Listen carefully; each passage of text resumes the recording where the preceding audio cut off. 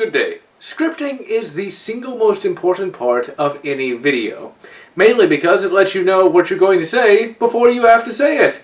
And also, it allows you to create a structure that is easy to follow. It is vastly more difficult to record without a script, because you have to come up with what you want to say on the spot, and that means you're going to have numerous mistakes. But let's say you are an extemporaneous genius, and every take is perfect. But then it comes time to edit, and that is vastly more difficult, because you have to know where each part goes by memory. When I first started doing videos, I had no scripts whatsoever, and damn were those videos tough to do. There were dozens of bad takes, and when it came to editing the videos, I had to keep it very simple and very linear. Basically what I did was, I just labeled everything 1 through X, so that I would know where a certain part was supposed to go. Now, my excuse for not scripting was that I thought that if I did script my videos, they would sound less natural.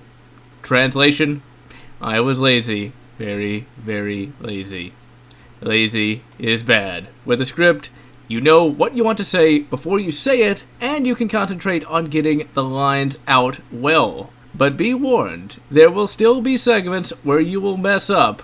And don't think that just because you script that you can't just ad-lib. In many of my videos, I do just that. Really, the script is important for the eventual editing process because you need to know where what is supposed to go and when. Now, before you write the script, you need to have an idea of what kind of format that you want. For me, I like to use this format to help focus my ideas. Before I write anything, I like to use bullets to sum up what I want to eventually say, and this allows me to order my thoughts and solidify the ideas that I have already come up with. The bullets will vary from video to video. Sometimes you'll only have 3 or 4, or you may even have as many as 8 or more. The script itself needs to be easily viewed when you need to actually read it. I use the font Lucida Console with the size 12. The different bullets need to be made distinct from the rest of the work, so bold and underline them. At least if you think about it. There are many scripts where I was lazy and didn't do this, and there have been times where I have read the wrong line because of it. Next, you need to split up the different segments. When you have a video segment, you need to clearly state that you are cutting to a video segment. For example, I will say, cut to lots. For all of the other elements in a video, you need to clearly state what they are. For example, it says cut to Word document. Now, if you have multiples of the same thing, it would be wise to specify which one you are using. For example, we have cut to scripting script. As you can see, we have cut to the scripting script itself. Cut to Turok 2008 script. Now, as you can see, we are back to the original sample script. Now, when doing a video game review, you can order footage in one of 2 ways. You can do it my way,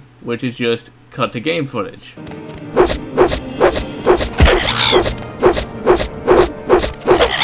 Yeah, that was kind of random. The big problem with just saying cut to game footage is the fact that you have to remember what you are cutting to, and so you may get some footage misordered, or you may end up forgetting what you want to show entirely. So really, you need to specify what footage you want to show. For example, I want to show a piece of footage from Battlefront 2 where I play as a Mando fighting the rebels. That would just be written, cut to BF-2-Mando-V-Rebels.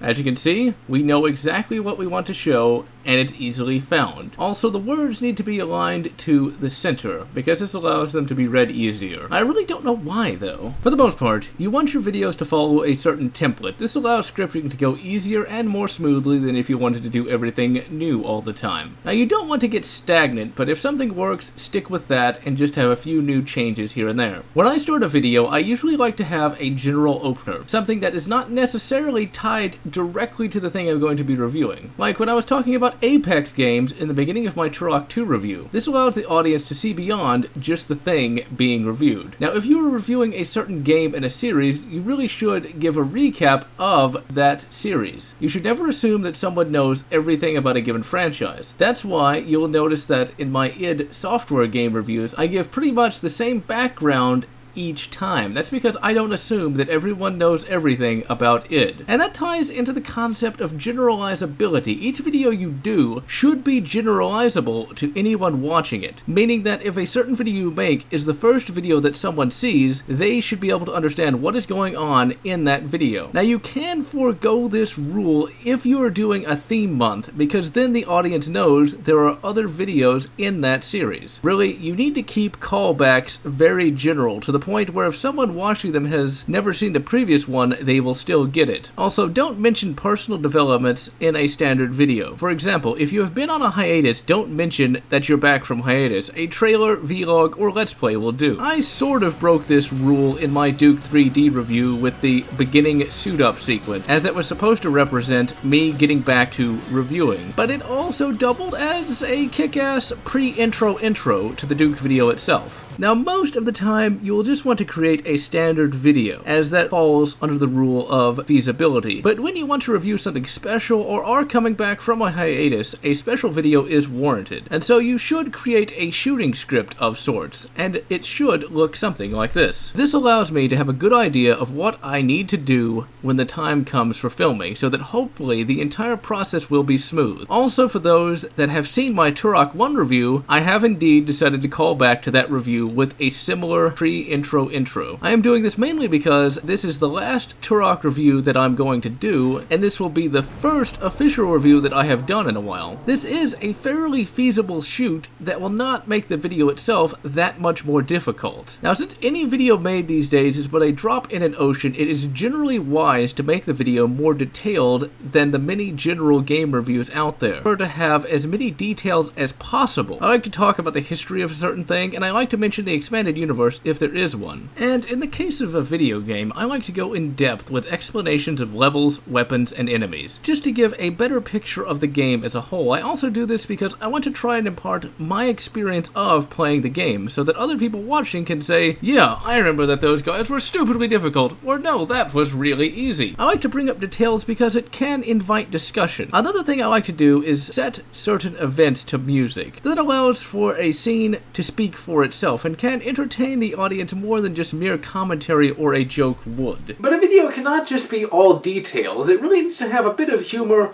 to help along and be entertaining. First and foremost, swearing alone isn't funny. I know many have said this, but seriously, just swearing doesn't work. In fact, in most videos, you don't even need to swear once. Really, the best time to swear is in a Let's Play, because with those, you need to let the audience know that you are invested in what's happening. And, of course, in a Let's Play, it's funny to call certain characters disparaging names. For example, you could call Karth a whiny bitch. It would sound funny and be partially true. And you could also call Candra's Ordo a badass. The term badass can be used on occasion and not actually count as a swear, because it's not really disparaging and is a much more accurate descriptor for certain characters. For example, which sounds better? Candra's Ordo really is the stoic warrior of the group, or Candra's Ordo really is the badass of the group. As you can see, badass just sounds better. Really, swearing comes into play when you need a word that sounds good and can impart emotion, and that should be used accordingly. Now, most of my humor comes from turns of phrase and or deliberate misinterpretation of facts, or making outlandish claims, and of course, disparaging idiotic ideas. Most of my humor attempts to be subtle more than obvious, but really, when it comes to humor, you need to just use what works for you personally. Now, it may look like scripting is really difficult, but it really should only take you about 1 to 2 hours to actually get the scripting done. And really, that 1 to 2 hours is very worth it because it makes the eventual video that much easier to do. Now, for next time, I'm going to cover how to record game footage in audio. But, for now, this is GeneralLotz signing off.